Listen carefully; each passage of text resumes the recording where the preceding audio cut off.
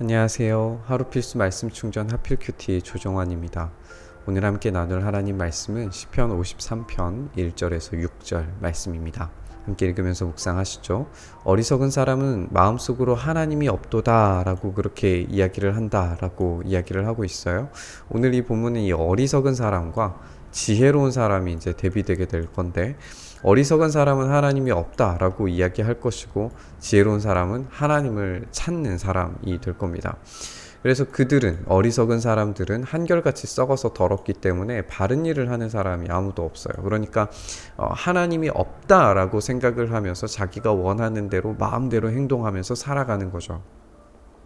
우리가 시편 51편을 봐서도 알지만, 이 다윗이 자기의 죄를 인정했을 때에 내가 하나님 앞에서 죄를 지었다라고 하는 것은 하나님을 전혀 기억하지 않은 채 내가 범죄를 너무나도 자연스럽게 자행했노라고 고백하는 것이었어요. 그러니까 하나님이 있다라고 하는 인지가 되어져 있는 상태에서는 바른 일이 가능해지게 될 텐데, 이 어리석은 사람들은 하나님이 없다라고 생각하면서 결국에는 썩어서 더러운 행동, 바른 일은 전혀 할 수 없는 그런 존재가 되고 만다는 거죠. 그때 이제 하나님께서 하늘에서 사람을 굽어보시면서 지혜로운 사람, 하나님을 찾는 사람이 있는지 살펴보시고, 하나님을 찾는 사람이야말로 참된 지혜를 가진 사람, 그리고 하나님께서 살피시는 그런 사람이 될 거라고 하는 이야기를 들려주고 있습니다. 너희 모두는 다른 길로 빗나가서 하나같이 썩었기 때문에 착한 일을 하는 사람이 아무도 없다. 그러니까 이 너희 모두는 어리석은 사람이죠. 어리석은 사람인데, 어리석은 사람들이 너희 모두라고 지금 지칭을 하고 있어요. 하나님께서 이 지혜로운 사람을 도저히 찾을래야 찾을 수 없다라고 하는 이야기로 우리가 받아들일 수가 있습니다. 죄악을 행하는 자가 다 무지한 자냐, 그들이 밥 먹듯이 내 백성을 먹으면서 나 하나님을 부르지 않는다. 그러니까 어리석은 사람은 죄악을 행하는 자고, 썩은 자고, 착한 일을 하는 사람이 아무도 없는 자들이고, 하나님을 부르지 않는 사람들이에요. 그렇기 때문에 이제 이런 사람들에 대해서 하나님께서 심판을 내리실 텐데, 하나님이 경건하지 못한 자들의 뼈를 흩으셨기 때문에 그들은 두려움이 없는 곳에서도 크게 두려워할 것이다, 강렬한 경고를 지금 하고 있는 것을 우리가 보게 됩니다. 하나님이 그들을 물리치셨기 때문에 그들이 수치를 당하게 될 것이다.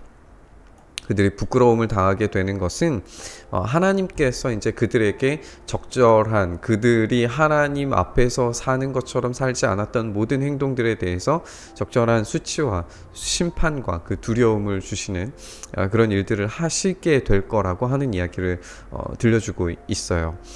그래서 시인은 이야기합니다. 하나님은 시온에서 나오셔서 이스라엘을 구원해 주십시오 라고 이렇게 기도하면서 청원하면서, 하나님께서 당신의 백성을 그들의 땅으로 되돌려 보내실 때에 야곱은 기뻐하고 이스라엘은 즐거워할 것이다 라고 그렇게 이야기를 하고 있습니다. 하나님께서 당신의 백성을 그들의 땅으로 되돌려 보내실 때에, 이 말이 이제 어떤 이 시가 기록된 시점 자체가 이제 후대의 것이냐라고 그렇게 생각할 수 있지만, 조금 더 앞선 시점으로 우리가 생각을 해보더라도 하나님께서 약속의 땅으로, 가나안 땅으로 이 출애굽의 백성들을 그렇게 옮기실 때에도 마찬가지로 하나님께서 이스라엘을 구원하시는 것이 악한 자들에 대한 어떤 대적의 모습들, 그런 일하심들을 표현하는 구절로 우리가 이해를 해볼 수 있을 것 같습니다. 오늘의 이 시편은 시편 14편과 동일한, 거의 흡사한 내용으로 이루어져 있습니다. 시편 14편에도 의를 행하는 자가 아무도 없다라고 하는 그런 선언으로부터 시작을 해서 약간의 차이점을 빼고는 동일한 본문이에요. 오늘 53편에서 조금 더 이제 주제가 잡혀져 있는 부분은, 또 추가된 내용들은 뭐냐면 악인에 대한 심판이에요. 그러니까 14편에서는 의인은 없지만 그런 하나도 없는 악을 행하는 자들 가운데서 하나님께서 반드시 이스라엘을 구하셔서 하나님의 백성으로 이제 회복시키시리라고 하는 의인에 대한 어떤 기대감을 표현하는 그런 시에 조금 더 초점이 맞추어져 있다면, 53편은 악한 자들을 심판하시는 하나님에 대한 포커스에 조금 더 맞추어져 있다고 우리가 볼 수 있을 것 같아요.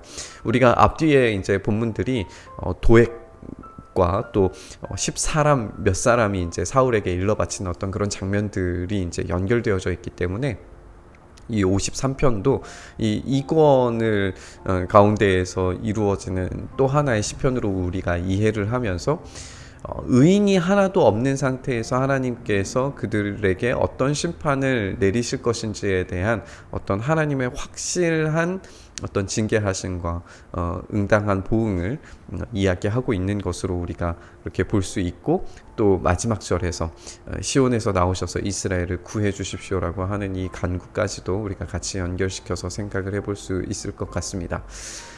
우리가 이 본문은 사실 또 신약을 우리가 알고 있는 신약의 사람들로서 로마서 3장 10절에서 13절에서 이 본문을 그대로 가지고 와서 이제 인용하고 있는 것을 알고 있어요.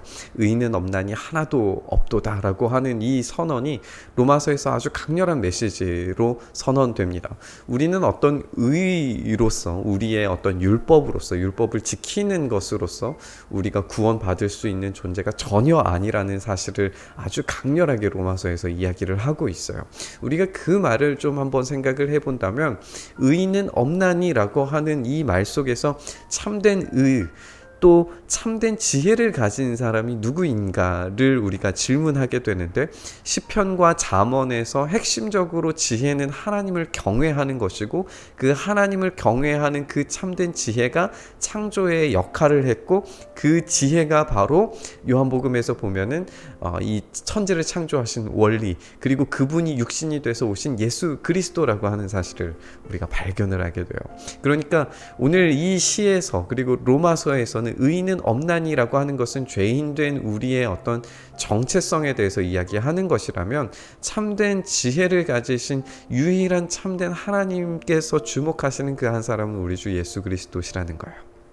그리고 그 예수 그리스도의 보혈의 능력을 힘입어서 그 안에 머물고 있는, 그분의 놀라운 구원의 능력 안에 속해 있는 사람들이 하나님의 보호하심을, 구원하심을 경험하는, 그 의인이 없는 가운데에서, 썩어지는 사람들 가운데에서, 징벌받는 사람들 가운데에서 유일하게 구원을 받는 그런 진짜 지혜 있는 사람이 바로 우리 예수 그리스도 안에 있는 자들이라고 하는 사실을 로마서와 함께 연결시켜서 우리가 이 본문을 묵상했으면 좋겠습니다. 우리에게 하나님께서 반드시 구원의 능력을 베풀어 주실 줄 믿습니다.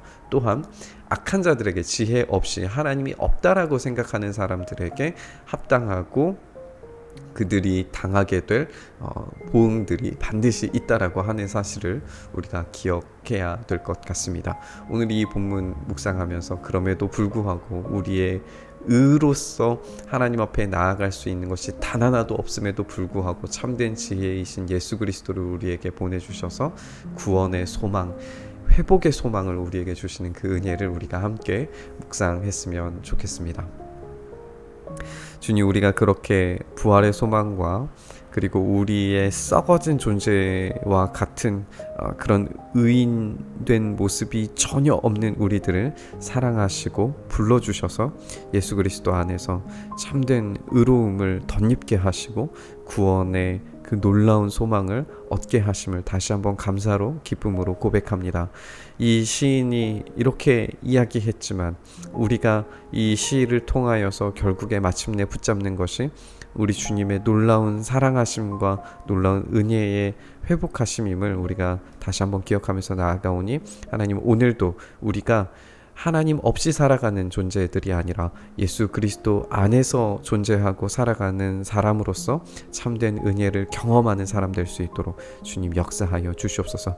그 참된 소망이 우리 안에 살아있게 하여 주시기를 간절히 소망하며 우리 주님 예수 그리스도의 이름으로 기도드리옵나이다. 아멘. 오늘 부딪힌 말씀 가지고 함께 기도의 자리로 나아가시죠.